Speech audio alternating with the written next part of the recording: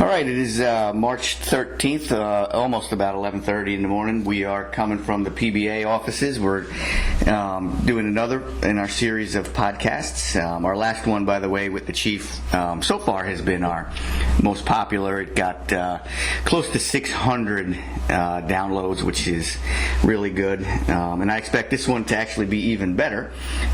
Today we are with Mr. Kirk Cox. Good morning. How are you today? Thanks, Brian. Thanks for having me. A lot of pressure to be higher than the Chief. So. I think we're going to do fine. I'm not worried about that at all. No, it's our pleasure to have you. It's very exciting to have you here.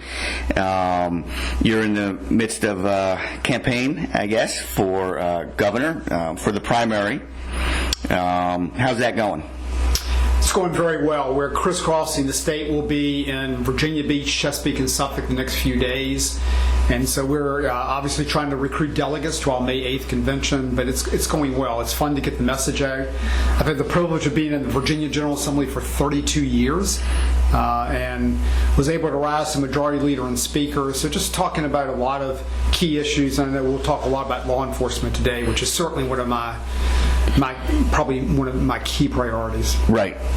Before we get to that, let's learn a little bit about yourself. So you represent the 66th district, is that correct? 66. Now that is part of Chesterfield County and the city of Colonial Heights, so sort of central Virginia. Right. And how long have you been doing that? I've been doing that for 32 years. So my first year in the General Assembly was 1990. 1990. And prior to that, you retired as a school teacher.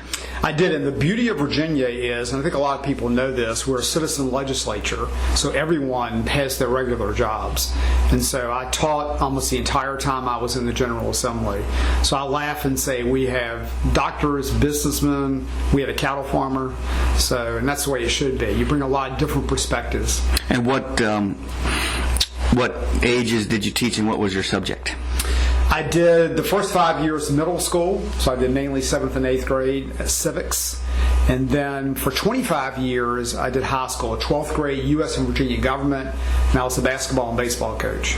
So I would imagine that you were able to bring real-world experience to your students that other teachers would not, because you're not only teaching government, but you're obviously involved in government. That must have been a benefit for them. I do think it was. I always brought my students to the Capitol and gave them a big tour. I did a mock General Assembly when we went back and made them argue all these bills and debate and taught them parliamentary procedures. So they really liked that. And you could bring in some really good speakers because you meet a lot of people. So I've had the privilege of serving with Governor McDonald and Governor Allen, and occasionally we were at the Capitol, get some people like that to speak to my class. They thought that was pretty cool. Oh, I bet. Yeah, I bet it's an experience, and I'm sure they remember to this day. What was it that made you get into politics? Was there something specific or someone? Yeah, it's a great question. I mean, obviously being a government teacher, I love Virginia. I love, we're the oldest legislative body in the New World. And I would take my classes to the Virginia General Assembly and, and teach that because it's U.S. and Virginia government, and just say, I really would like to be personally involved myself. I'm always encouraging my kids, not only do you have to vote, you really need to look at being on, whether it be city council down the road or, board of supervisors or school board.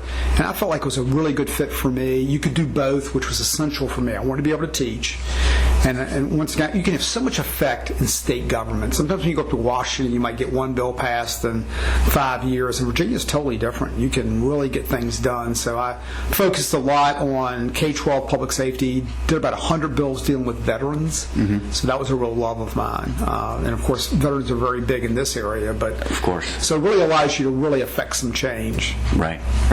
Is there someone, whether they're a historical figure or someone from today who is a politician who you admire and maybe you are influenced from? Probably two.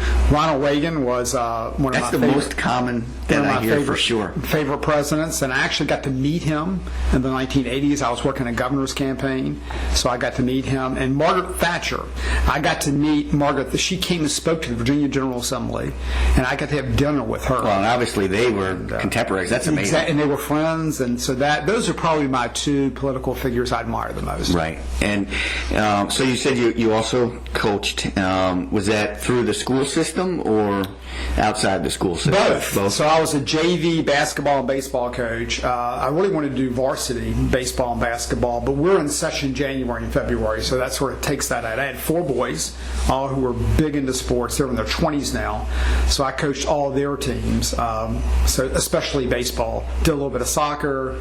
So I do all that. I love sports, and I end up with a college volleyball player, so you never know.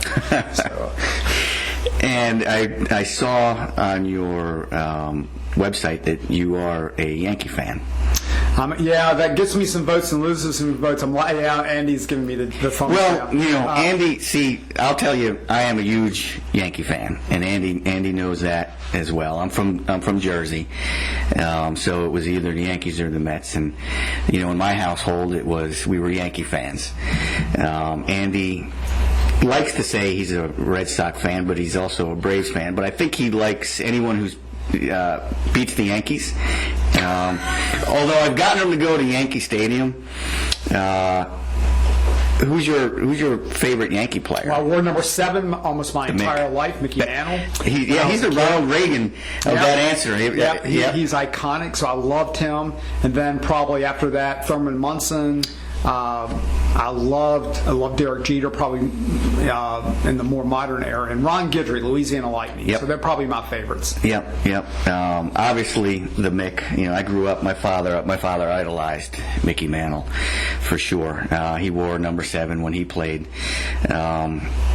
My generation, I think, the era that I came up on, I would say Thurman and Greg Nettles were probably my 2 favorite. And then that next generation, obviously you have to pretty much be a Jeter fan, I think, and just admire what he's done, and now what he's even done as an executive. So that's amazing.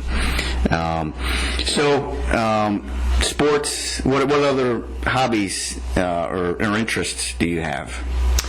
Well, active in my church. So I go to the Heights Baptist Church and been a deacon and love doing that. We have a really big missions ministry and do a lot of outreach. So that's something that is a real joy of mine. But I'm a real sports guy, I got to tell you. I mean, Right. That's probably been my big activity. Don't have me repair your car or anything like that, because you would be in serious trouble.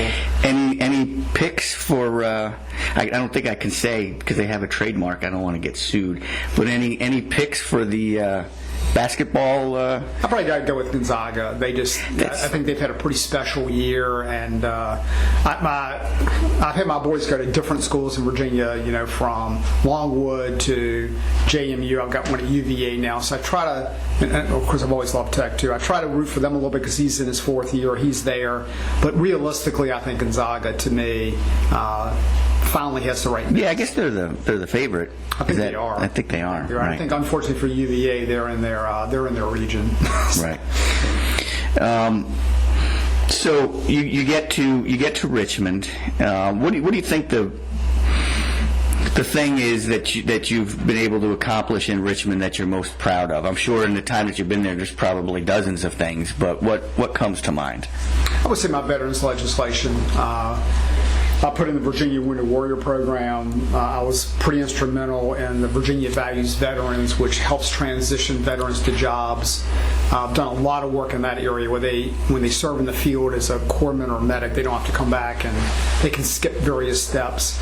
We have something very exciting that's going to happen down your way in Virginia Beach. We have a state Veterans Care Center.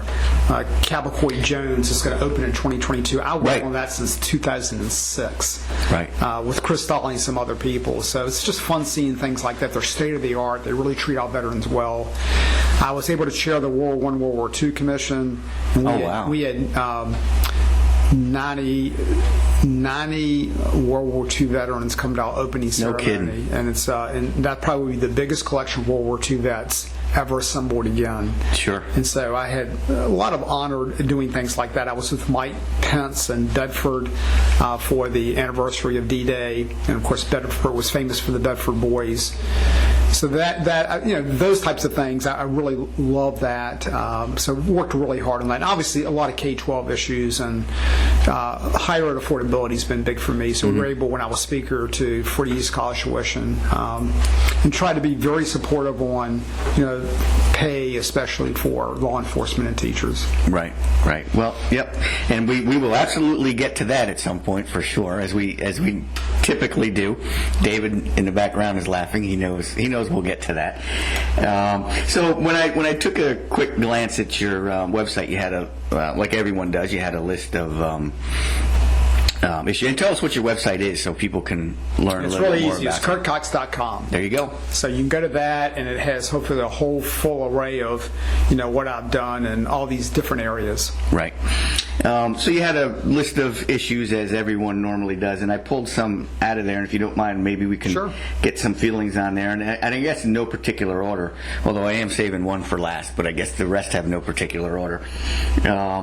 One of the ones you have on there, obviously, is a big issue right now, and that's leadership during the pandemic.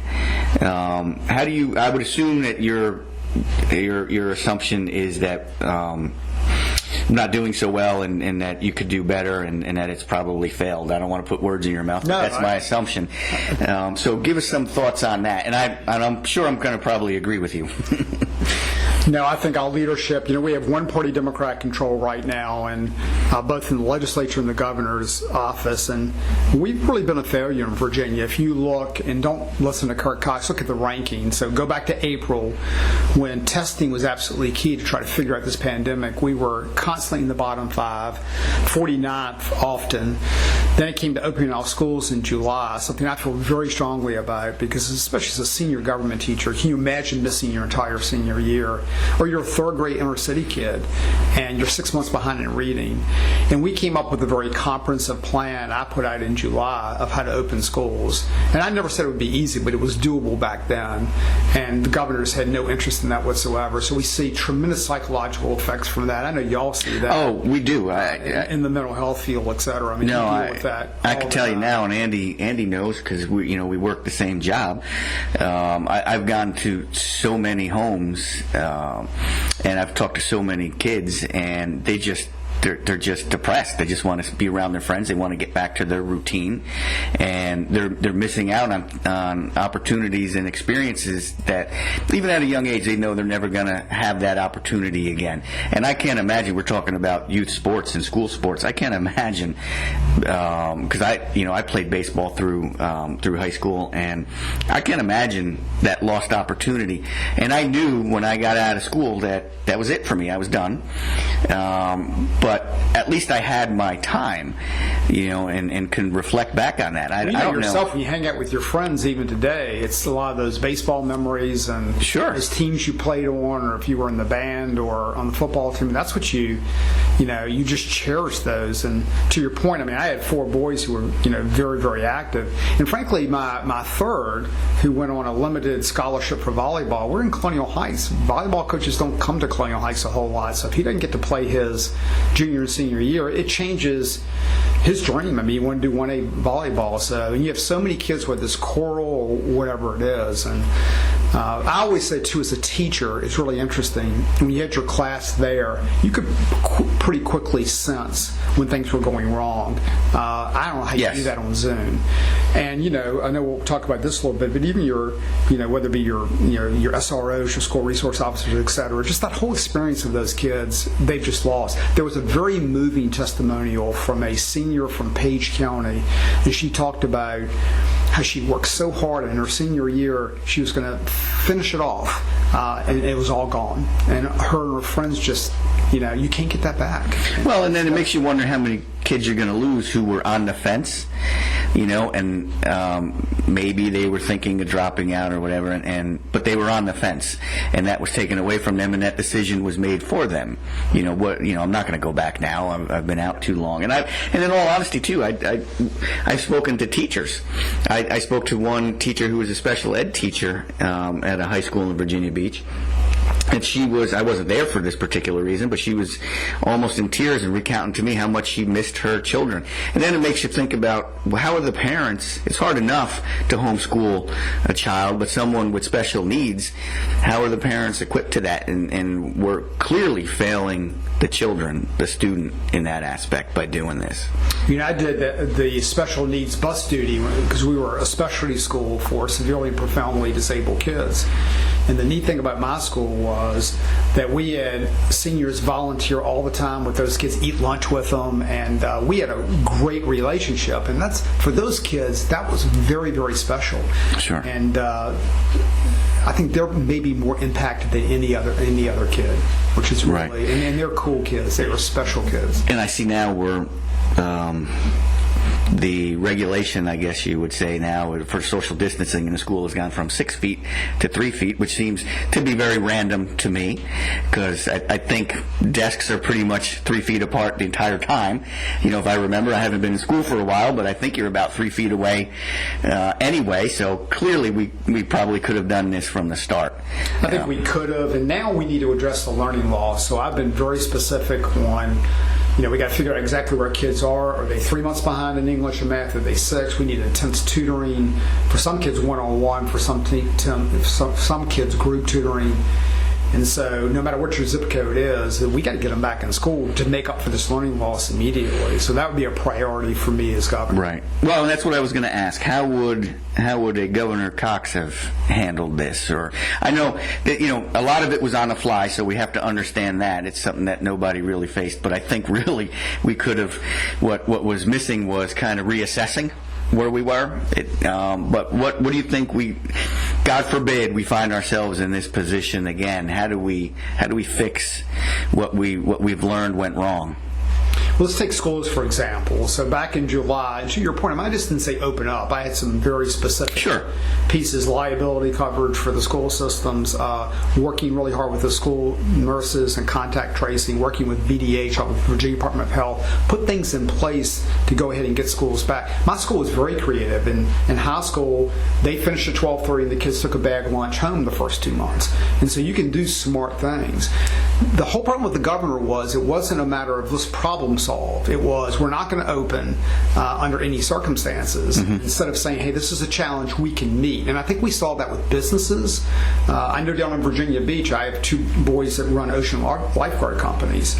And, they worked a lot with businesses, et cetera. Virginia Beach had a lot of trouble with that, with inconsistent guidance, and all of that. And businesses were very frustrated by that, not being listened to. They wanted to do the right thing. Right. And so as governor, you would see totally a different atmosphere. And the other thing is this, you might find this a little bit unusual running for governor, but actually put a bill in where the legislature, after 45 days, basically has to approve governor's executive orders. There needs to be a check in Virginia. We have a wonderful system of government that's built on checks and balances and not too much executive authority. And that was the other problem is the governor's not forced to talk to anybody when he grabs that kind of power. Right. And he didn't do that, whether it be business, whether it be the legislature, whether it be schools, and we're seeing the effects of that. No, we certainly are, and I hope we've learned something from it. That, like I said, God forbid if we're in this situation again, I think we can all agree that things could have been done differently and better for sure. One of the other things that you listed as a concern on your website, or issue, I should say, that again that is a major topic of discussion, is fighting back against big tech censorship and this cancel culture that we're in. How do you view what's going on out there and with social media and the traditional media? Yeah, I tell people all the time, and people laugh about this. Remember, 15 years ago, government teachers would teach the newspaper. So you would say, the editorial page is at the end of section A. And today that's all changed. I mean, the social media platforms is where not only students, where adults, that's where you get your news, that's where you interact. So it's sort of the new public forum. And even though they're private companies, I think I read recently that 75% of the people feel like big tech basically not only censors but certain viewpoints, and that's a devastating statistic. I think it's an immense problem. And I'll give you, to me, one of the worst examples. I have a great local sporting good gun shop, Dance and Sporting Goods down my way. It's Marlin and Forest Dance, and they're pillars of the community. So they recently do an advertisement. Ammunition is very hard to get if you're obviously a gun shop. So they do this advertisement, need ammo, we got ammo. That's it. And that post got taken down. That post is not even against the community standard piece. And we're seeing even worse cases. So I think it's a huge issue for people, this whole council culture. My boys would tell me when they were in college, and not just them, as a high school teacher, students would come back and say, I'm afraid even to pick a conservative topic to write on. And if I write on it, I will get graded down. And that's unconscionable as someone that talked forever. And so we're seeing that shaming, as I call it. We're seeing that on the college campus. We're seeing that on big tech platforms. So what I propose basically is a pretty comprehensive plan, sort of geared to Ron DeSantis in Florida. The federal government should be doing it, but we're seeing very little action. So things like, letting us know exactly what the standard is. If you're going to permanently ban someone, they should have, 3 strikes more or less. You just can't willy-nilly do it because you don't like them. And then for really egregious cases, $100,000 fine if it violates the own company standards or the law. So I do think we're going to have to fight back about that. I hear as much about that as I hear about any other issue. Yeah, and I don't know. There's this addiction, I guess, to social media too that people clearly have, and I don't know if anybody really knows what the rules are. And as far as the cancel culture is, I don't remember everyone getting together and deciding what we all feel is offensive and what's going to be offensive. And that's the scary thing, because we don't know what tomorrow, is going to be the hot button issue tomorrow. And I see things getting dredged up from 10, 15, 20 years ago. And when I look at what in my time and in your time were very innocent things like Dr. Seuss and things like that, like how are people drawing these connections? I don't understand that. I would almost say the word common sense. I mean, it is things that are just, to your point, just either common sense or, and you really are. I mean, some values that you thought were, and they are fundamental to the American system, they're even being challenged. And that's fundamentally wrong. Well, I could even go back to, college is all about robust debate. You want students challenging ideas, et cetera. You want things presented equally, and we're not seeing any of that. And the problem is a certain viewpoint is actually not even tolerated. And if you bring that up, you're in trouble. And you're right, you're always thinking in the back of your head, I wonder if that's now made the unapproved list, and can I even go there? And a lot of conservatives especially feel that way. Well, it's not going to translate in a podcast, but there was a joke going around in the times that we grew up in with the evil empire of the Soviet Union, that every conversation in the Soviet Union started with somebody looking over their shoulder. That was the joke, that went around.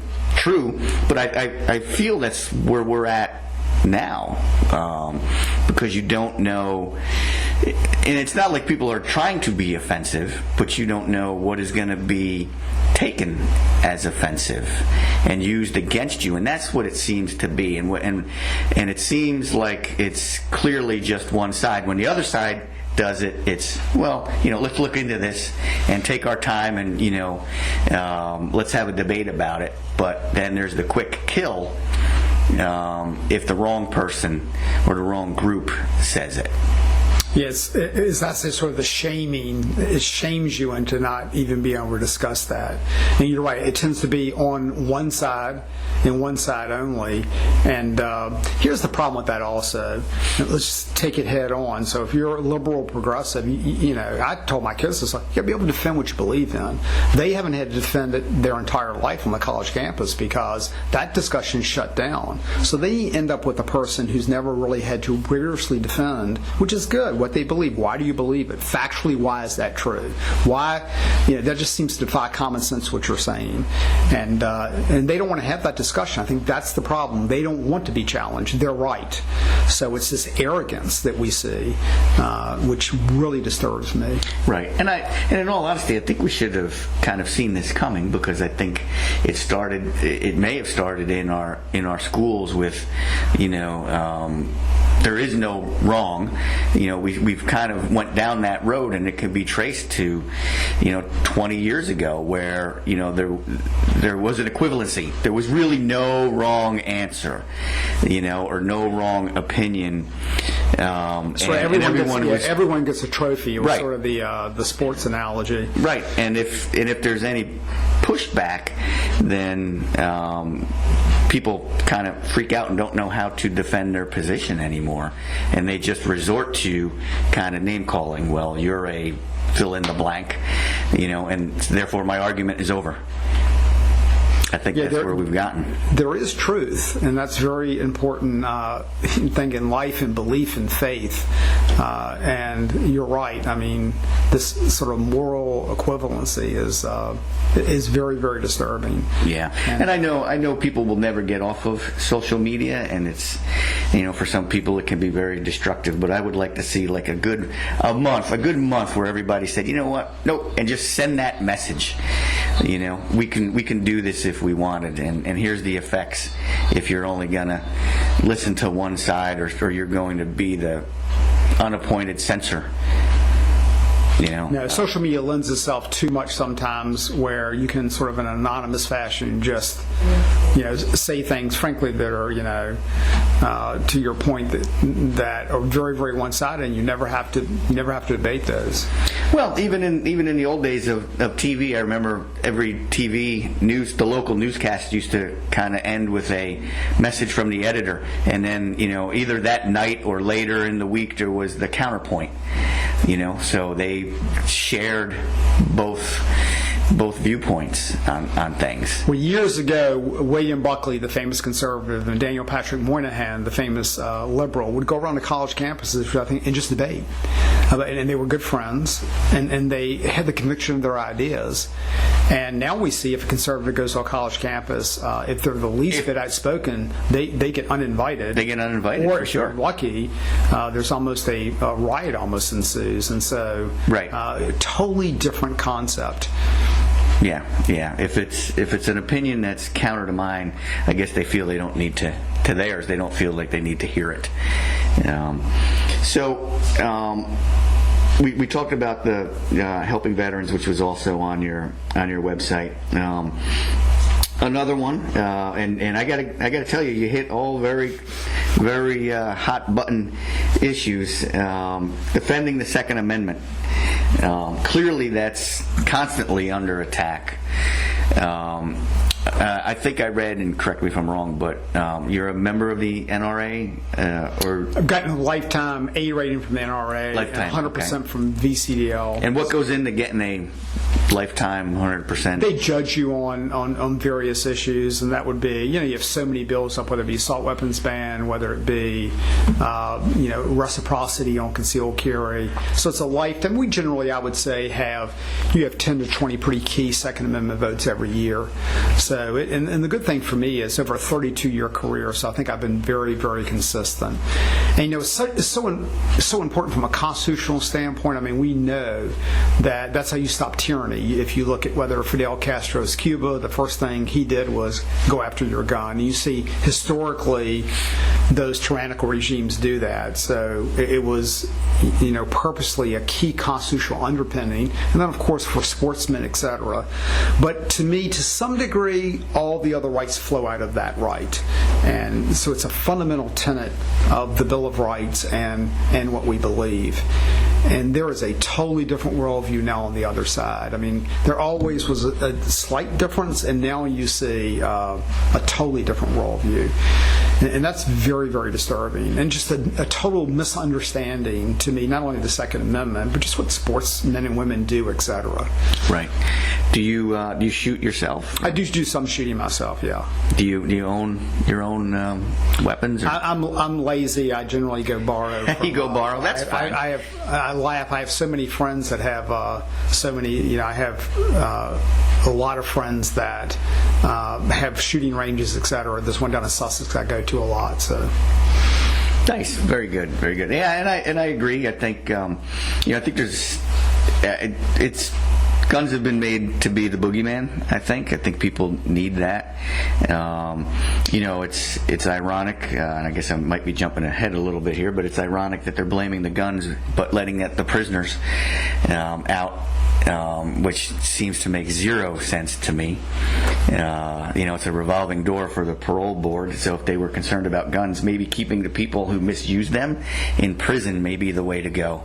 But that's just me. It's actually very factual, because if you look, when George Allen, years ago, and I was in with George Allen, we did truth in sentencing and elimination of parole, especially for violent felons. Right. Virginia has the fourth lowest violent crime rate and the lowest recidivism rate. Now, during that whole era, if you think about it, you generally had Republicans in the legislature, and so we had almost no gun control laws. So let's deal with facts. It has worked very well in Virginia. And we were tough, as you know, with people that committed a crime using any type of weapon. But Project Exile, and you remember years ago that even before George Allen did, parole abolition, etc., when our laws were much less used, that was actually a federal program that we used to use. But I think it was 5 years, as I recall. It was 5 years, I think, right. And that was extremely effective, in some of the high crime areas. There's almost nowhere that you can see where gun control laws truly affect crime. I think they have the opposite effect.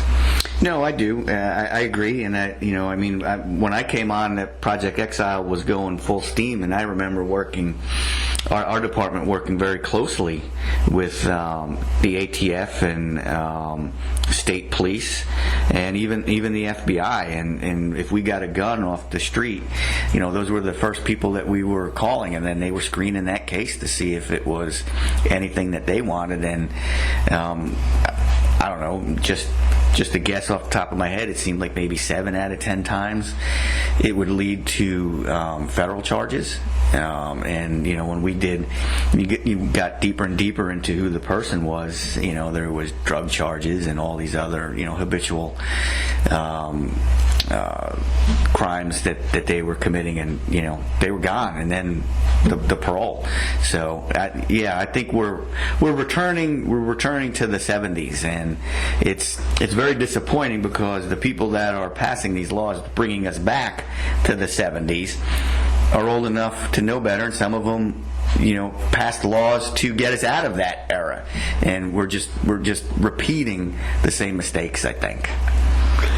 Boy, is that well said. I mean, if you look at folks with concealed carry, I mean, the statistics have been consistent over the years. It's way less than 1%, commit any kind of crime. And then to your point, I mean, I lived through the Allen years, and where you basically would serve, maybe 1/3 of your sentence. I mean, you'd have murderers and rapists getting out, sometimes serving, 5 to 7 years. It was a revolving door. And we had exactly the opposite statistics. Virginia was ranked, near the bottom. Richmond was the murder capital of the world. I can remember that very, very well, because that's where I grew up. up. And so here you are revisiting that.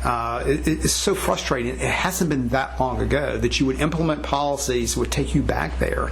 And there's no feel whatsoever for victims of crime. I think that has been all we ever hear about is, the person that committed the crime, and we never hear about the victim's family. I mean, you go to the parole board, with this whole who they've let out very violent murderers, and we could talk about that. But essentially what they've been charged with, and the Inspector General said happened, is purposely not notifying victims' families because they knew how devastating that testimony was if it is heard.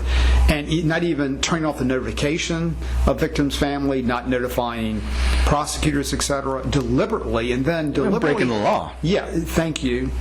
Breaking the law, and then within the parole board openly advocating for release of violent felons. That's not your job as the parole board anyway. So that has been one of the worst cases to me. And governors can have effect. Governors pick the parole board. So that's a McAuliffe Northern Parole Board. And now we find out that the head of the parole board, who did so much of this, is now, of course, a judge, recently elected. Right. Yeah. No, I think, and I think what you were alluding to was the fact that the parole board let out a killer of a police officer, which if you look at, sorry, Andy, if you look at that prisoner's record, you'd be shocked that it was even considered, even before the heinous crime of killing a police officer, that this person would not be spending their lifetime in prison. And we hear about compassion, and yes, compassion has its place, but I don't think it should be misplaced. I think the compassion should go to the victim of the crime and their families, not to the perpetrator. The perpetrator made a conscious decision. That young Richmond police officer, as I recall, was 23 years old, right, with a family, and of course, no chance for that family to ever see him, for him to grow up to see his kids, and we see that over and over and over again. So you're so spot on that, and that to me is just heart-rending. But we've seen, whether it be doing away with the death penalty, especially for law enforcement, and then some people make the argument, well, they're for life. No, they're not, because the case we just talked about, of the murder of the police officer, that was supposed to be life, and now he's out. And these aren't administrative mistakes. These aren't. No. So I messed up the paperwork. So this is deliberate, and you're letting people out that were violent felons. It's one of the most horrific things I've seen in my 32 years. So a lot of stuff that's been coming out of Richmond lately has made, I don't want to say more difficult, but it's put the police. It's clearly aimed at, quote unquote, police reform, but I think really what it is giving the criminal the upper hand.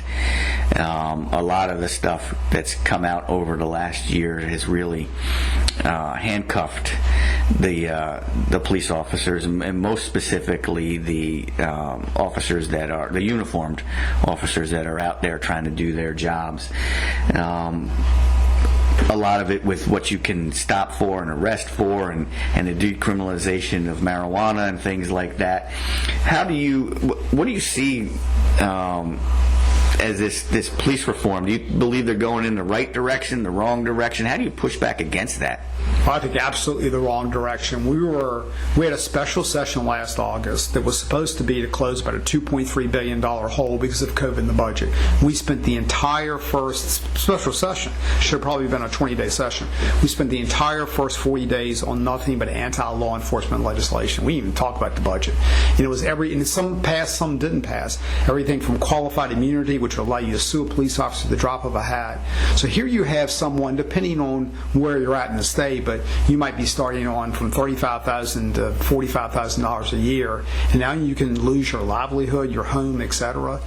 You've got to have a servant's heart to be in law enforcement. I've always thought as a teacher or a police officer, you got to love the community. That's your passion. You know you're never going to get rich, but you love the job. You love protecting the community. And look, whether it be teachers or police officers, most are very, very, very good. And sure, you're going to have some that are not. But this myth that most aren't in it for exactly the right reason and won't be very sacrificial is just the myth. Right. And that's the different mindset. It's this total distrust that everyone's in it for the wrong reason. We're out to get the criminal or the victim. It's totally the wrong mindset. And so we saw that. We saw changing from a felony to a misdemeanor, assaulting a police officer. Think of the message that sends. The death penalty piece I mentioned on killing the police officer. Minimum mandatories, which are very necessary for violent crimes, which means you get a certain sentence. So whether you're dealing drugs down at the local school, or whether and these are horrific cases, raping a 13-year-old child is a minimum mandatory, et cetera, et cetera, et cetera. I mean, we had bills about doing away with that. And here's the common sense one. School resource officers. I actually chaired a select committee after several of the horrific school shootings, on public safety. And our big recommendation was to increase SROs because we knew how valuable they were. And the Democrats eventually would love to do away with all of them. This supposed school to prison pipeline that everyone's going in and trying to arrest kids, etc. That's not. I was in schools. That's not what's happening at all. My SRO in Manchester was the assistant football coach. Right. The kids loved him. He could be a little bit different person in school. You saw law enforcement a little bit different, a light, and he knew everything that was going down in that school. When the drug deals were going down, etc. What kids were sort of getting in trouble, and his goal was to make the school a better place. And he was an invaluable resource. I can't imagine what that school difference would have been without that SRO. And so just that different piece of doing all that and just putting all. And look, my wife does crisis counseling for the Community Services Board. They're valuable people, but what you don't want to do is put folks in there that don't have that real world experience, and you're going to have the exact opposite effect. No, and you're right, especially with the SROs, because I know many of them, and they do. They've coached wrestling, they've coached baseball, they've coached basketball, swimming, everything. And when they say that school to prison pipeline, what they're forgetting is how many children they've influenced and gotten on the right track and kept out of the prison system. They're forgetting that, and I meet far more kids who they remember, when I tell them what I do, or they see me, hey, do you know Officer so-and-so? He was my SRO. And, they're forgetting the positive influence that they're having on these kids and keeping them out of trouble and the difference that they make in their lives, for sure. And if you talk to most teachers why they quit, it certainly pays an issue. It's discipline. It is how well the school is run. It really is. And if you have a passion for teaching and getting your subject matter across, that can't be done in a school where there's total disarray. And that's what happens when you start taking that away. Right. It affects learning directly. And that's what parents want. They want their kids to learn. Right. Absolutely. And you mentioned the qualified immunity, and I can't tell you how important that is to the officers. And I illustrate it this way. If you do this job long enough, unfortunately, you go to police funerals, and we've all been to our shares of them. But the one thing that I tell people is, everyone returns to work that next shift. Everyone returns to work that next shift. It is shocking to me that when the qualified immunity was on the table, how many people told me they were going to quit. So when you look at it from that perspective, you've lost a friend or a coworker, or maybe it's not even somebody somebody in your profession, but it's within that brotherhood and that sisterhood, but you're willing to go to work that next shift. But there were people saying, yeah, they do away with this, I'm done. I will risk my life And I'm comfortable with that, but I will not risk my family's livelihood. That's where I draw the line. That to me was it didn't surprise me, but it was something that was very telling as to why these men and women do this job and where the line is, where they're like, nah, it's not worth it anymore. And if qualified immunity goes away, I think that will be the final nail in the coffin in law enforcement for sure, because I would not be able to tell people to stay in or go into this profession. I heard that comment over and over, that would more decimate the ranks than any bill that could have passed. I mean, I heard up to 30%. I mean, it really would have been, to your point, just devastating for law enforcement. And we talked a little bit about council culture, and what I find so interesting about either way, be qualified immunity or so many. I mean, we had a bill to ban tear gas. We had every bill in the world. Right. So what you then puts people in to me, the position of is second guessing. So then you're thinking, instead of doing your primary job, which you're trained for, you're asking yourself, okay, I could get sued for this, or if I do this, etc. And you're constantly then thinking through and second guessing yourself. And I would hate to be in that position. I know I never want to be in that position as a teacher. I want to be teaching first, not thinking about all these things in the back of my head that I could be sued for this or this could happen, etc. That's not why you're there. Well, yeah, and a couple of things is, number one, we're hired, trained, and paid to do the job that people request us to do. You need to provide us with the tools to do that job. And quite frankly, you need to provide us with the tools that assure our safety and assure that we're going to win, because that's what you're asking of us. So that's number one. But, I think the qualified immunity, it's one of the most misunderstood things. There seems to be this, and I don't know if they really misunderstand it or they don't care enough to really explain what it is, and it's just a knee-jerk political reaction. It doesn't protect the officer who goes out there and does something so egregious that it shocks the conscience. It protects that split-second decision that in hindsight may not have been the right decision, that's made in one quarter of a second. That's always been protected because you have to make that decision that quickly, and you don't have the luxury of putting it to committee before you make that decision on the street. But it does not protect the person that does something so egregious, that the city has always had the ability, the municipality has always had the ability to say, no, we don't, that is so horrible, we're not going to defend that police officer. Now, that is so well said, and that is spot on. And I think what you do is, I feel pretty strongly police officers make those right decisions almost every time. But when you start in the back of your mind, instead of making that really tough split-second decision, which I think they almost always make right, when you're thinking through all these things in your mind that, well, maybe I won't make that split-second decision because here's the consequence of that. Right. That should never go through your mind. Right. And I think that's the problem with qualified immunity in some of these bills. And then you have the unfortunate circumstance of depolicing, which I think is really the whole goal of what we're seeing, is to get the police to depolice.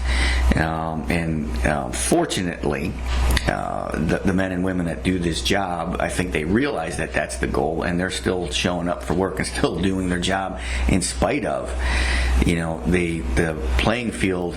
It's not even being. We'd be happy if the playing field was leveled, but it's so tilted right now, and it's just getting worse, and it's very frustrating. And I appreciate you obviously understanding that. Let's get to something that's very important to us here that we're working on now as the Police Association, and that's collective bargaining. I know typically Republicans don't fall in line with collective bargaining or don't favor collective bargaining. What are your thoughts on collective bargaining? At least, I don't want to get it in a broad discussion, but at least let's, if we could, focus on public safety for collective bargaining. Yeah, I've generally not been for collective bargaining. That would also, obviously teachers are sort of in that standpoint too. I think you have to be a little bit careful with that whole concept. If you look at some states that have had collective bargaining, and not all, you've got a situation a little bit where do you protect then that police officer who actually doesn't act, properly, etc. I would much rather do the following, which I think would be much supportive of police officers. They shouldn't have to be collective bargaining. So many of the issues that a collective bargaining would agree with, we should be doing anyway. And so one of the things I alluded to at the beginning was, I think pay is a huge issue because you're going to have to step up to the plate. You can't keep having a situation where a lot of law enforcement is essentially could almost qualify for food stamps. And so one of the things Bill Kirko, who is a state trooper / state senator who was looking at running for governor, who's supporting me, we came up with and this is the very first proposal I had, was to increase law enforcement pay by $50 million and deal especially with the compression issue, because that is a huge issue to me for law enforcement, because we need to make sure we get entry-level officers a good salary, but then as you move up the ranks, there's no way you should be there 10 or 12 years. You're not making a whole lot more than an entry-level officer. So I think that is important. Police have to deal so much now with the mental health issue, whether it's police or sheriff's deputies.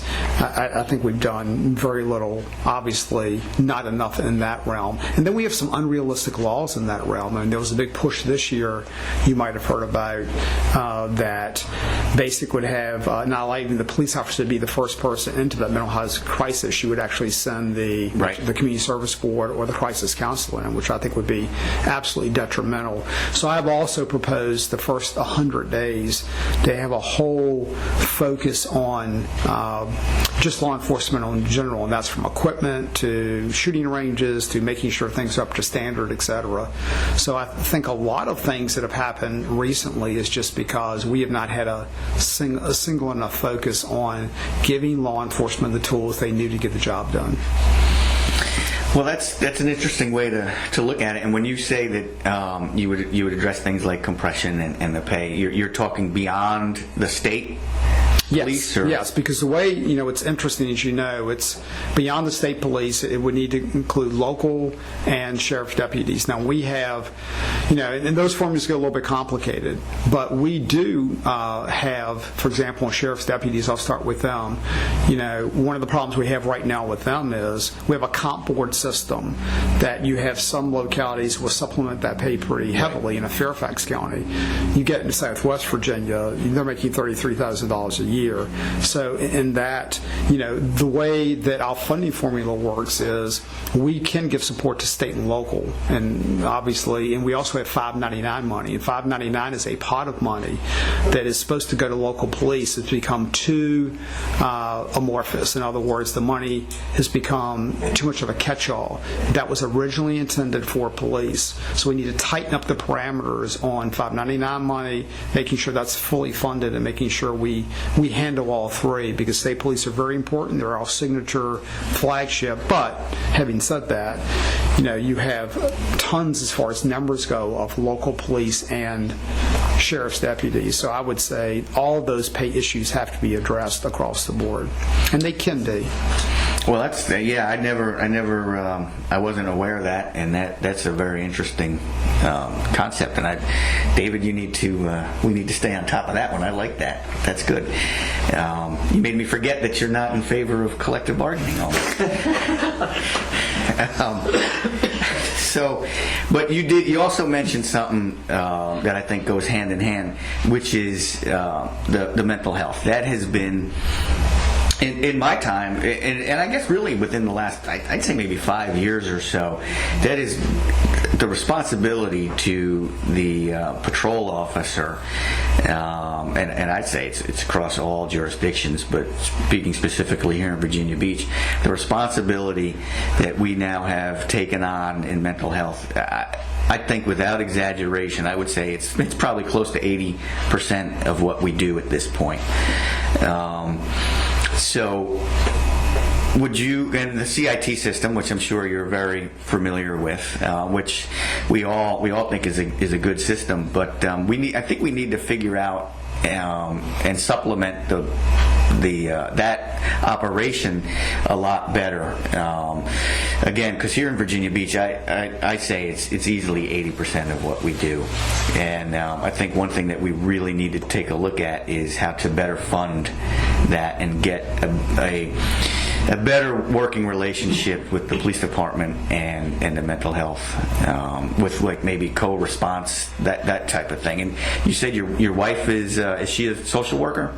She is a crisis counselor at the Community Services Board, so she's deals with a lot of folks you deal with. She's on the phone all night with police and sheriff's deputies. So generally people bipolar, psychotic, or have done, in crisis, etc. So she's constantly, to your point, sort of that co-relationship. She teaches CIT classes and those types of things. But there's so many things we got to do in that area. I mean, as you know, one of the biggest problems is we don't have mental health beds, and so a lot of times you're taking officers off the streets because everyone's desperately searching for a bed. The state system's supposed to be the supposed to be the bed of last resort. That's frankly not happening in a lot of cases. I mean, that's the reality of, and so you're tying someone up in law enforcement for hours, and they can't get back on the street. You can do a lot more with drop-off centers. You can do a lot more with a lot of these PAC teams where, as you know, a lot of folks in crisis, they're off their meds. I mean, it feels good to be off their meds, so they get to this certain high, and they operate that way. And you've got to make sure that you've constantly kept that maintenance, etc.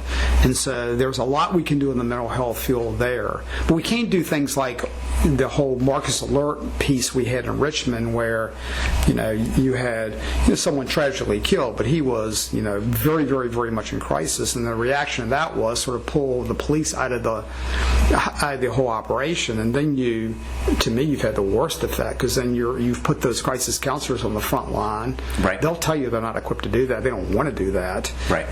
And they're going to end up calling for us anyway. You bet they are. And you have a worse situation, and then frankly the person you're trying to help, and I've said this so often, the very person you're trying to help, you're not helping at all.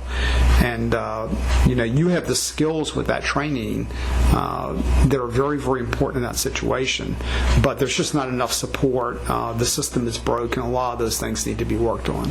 Right. And you're right. I think beds are the key. Because we do find ourselves, and I'm glad to hear you say it, because there's not a lot of people that understand what the officer goes through and having to be with someone who's in crisis, because that takes a physical and a mental toll on someone. I'm not unique to the system, but I'm using myself as an example. I have spent an entire shift plus overtime with someone in crisis. 10, and then I've been relieved by someone who then I've in turn relieved the following day, and that's not good for the patient, and it's not good for the caregiver. So right.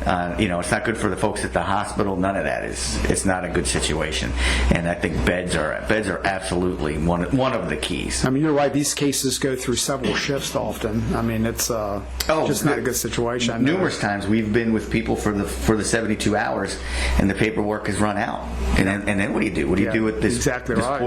This poor person who, really didn't get the help that they needed for 72 hours, but the paperwork is expired. It's tough. It sure is, and I'm glad to hear that you're thinking about that, because it's something that even just from resources, it has really taken its toll on local law enforcement for sure. Yeah. So tell us again what your website is, if you don't mind. It is kirkcox.com.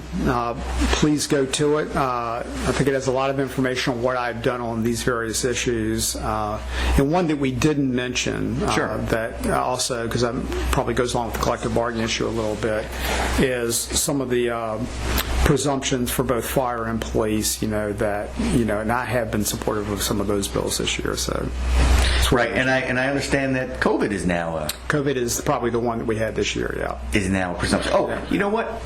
Let me bring something up to you that I've been trying to get attention on. the PHE leave, which I'm sure you're familiar with. Again, if we should find ourselves in this situation again, and I think we look back at some of maybe the loopholes, but one of the loopholes that I found for public safety on the PHE leave is they will run out of PHE leave quickly. Because we have officers, myself included, who have had multiple exposures. Thankfully, I've had multiple exposures, but I turned up negative each and every time. But we've had multiple officers and firefighters and EMS who have multiple exposures. You come back to work. I was exposed 1 week to the day after getting out of quarantine and back into quarantine. One of the things that I think we need to look at is unlimited leave for work-related exposures, whether you turn out to be positive or not, because there's really no policy that protects the officer. You get the 80 hours of PHE leave, but once that's gone, you get a secondary exposure at work, which will absolutely happen. Now you're into your own leave. So I think if we don't get out of this situation and we're still there and we have another session where this can be discussed, one of the things that maybe needs to be discussed is treating the exposure like an injury, where you're on injury leave until you're cleared to go back to work. Whether that's, and that would be whether you get better and you have a negative test, or you've never been affected and you have a negative test. No, I'd be more than glad to consider that. Yeah, because I've heard a little bit about that, and I think that's a good point. Yeah, I've been ringing that bell for a while, but I haven't been able to make much headway on it, and it's been a year-long battle on that and getting some attention to it. So I'd certainly appreciate that, and I'm glad I had the opportunity to bring it up to you. So the primary. May, correct? May, is it? Yeah, the convention is May the 8th. May the 8th. And so, yeah, I would love to, the way our convention works is you have to pre-file to be a delegate. It's very easy. It's a one-page form. Every locality has a different deadline. So Virginia Beach has a different deadline than Norfolk, has a different deadline, whatever. And it's a drive-through convention, which makes it easy. So on May the 8th, and I think Virginia Beach has 2, as I recall, voting locations. Right now, one. Unless they go over 12. Okay. Then they get 2. David, the expert, has corrected me. 1 unless we have a certain amount of people. So, but the good news is you can go to Virginia Beach. You don't have to go to a convention in some far-off place. Right. It's drive-through voting, so you can cast your vote. It's ranked choice voting, so you pick your top several candidates, and then you get to leave, so you don't have to go through various rounds of voting. So the 2 keys is hitting the deadline. David, has Virginia Beach set their deadline? April 7th. April the 7th. So you have to have your foreman in Virginia Beach by April the 7th. And then you simply show up May the 8th. The nice thing about it, if you turn your foreman, you don't have to go to any kind of meeting. Because of COVID, they've allowed basically every locality to send as many delegates as they would like to send, as long as they sign up. Yeah. Well, that's one good thing. If anything positive has come out of COVID, things have seemed to get a little bit streamlined. I was very excited. I was in DMV the other day, and I was in and out in 20 minutes. I got my real ID. It took 20 minutes to get a real ID. Now, it took me about 6 months to get the appointment. But it took me... I was about to say, that's the dilemma. Because Yeah. their average wait is 5 months. But it took me 20 minutes, and if you can do anything, should you become governor, please keep DMV in the appointment system, because it was such a pleasure to be in there and out in 20 minutes. It's amazing what can be done when you're trying to get things done. Yeah. True. True. Yeah, I was shocked. I took the day off because I figured, this is going to be 6 hours. And I was in and out in 20 minutes to get a brand new ID. Yep. So, all right, is there anything that we missed? Did I leave anything out? I'm sure we did, but is there anything that you'd like to discuss? Yeah, I need to make sure that, by the way, tell people you can pre-file on the website by clicking Become a Delegate. So, and I guess that's just at kirkcox.com. Yeah, so it's really easy. So I would say that what I would like to leave, obviously your listeners with that, public safety will be one of my, if not the top priority. I do think at this point everything stems from that. So if we do not have better morale, and that's because of these terrible laws that have been proposed, etc., if we just don't give law enforcement the tools they need, I think it affects everything. I think it affects your schools, your communities, economic development. If people don't feel safe, they're not coming to, we can do all we want to with incentives, etc. So I do think it's one of the top things, and it's the reason why my pay proposal was the very first proposal I made in my run for governor. I made that a good 2 months ago. So, right. And you can look at my record. I think the nice thing is I just don't say things. I've been good at really following through with what I proposed over the years. Right. And I know that historically when people hear, associations and unions and things like that, they generally feel, that they're, Democrat and things like that. But I would say, and I think a lot of David could probably tell you, at least under my leadership, the organization, it's a tough decision because I know Republicans generally, unions kind of scare them and, collective bargaining, and we've had that discussion. But I think what I've been saying has come true. I've always thought, hey, obviously pay and benefits and all those things are very important, but as police officers, we need support, and it's what I've been kind of concerned about and seeing happen is that a lot of these police organizations who've tied themselves to Democrats, they're now being thrown under the bus. And I think the Republicans have a great opportunity to get organized labor in the public safety sector back that they didn't have, that they lost somewhere along the line that predates me, and I'm not even sure why they lost that, and I'm sure it was probably over collective bargaining and things like that.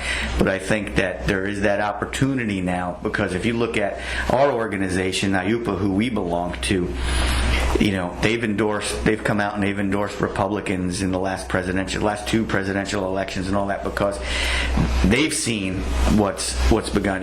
At some point, paying benefits are great, but they are a local issue. But on a national stage, I think they're beginning to realize that the people that maybe they've kind of been doing business with are starting to throw them under the bus now. And if there's any kind of advice I could give, it would be that the Republicans need to become the party of the working class again, and I think they can start with public safety again. I think that there's a great opportunity there to get the public safety employees back, I think.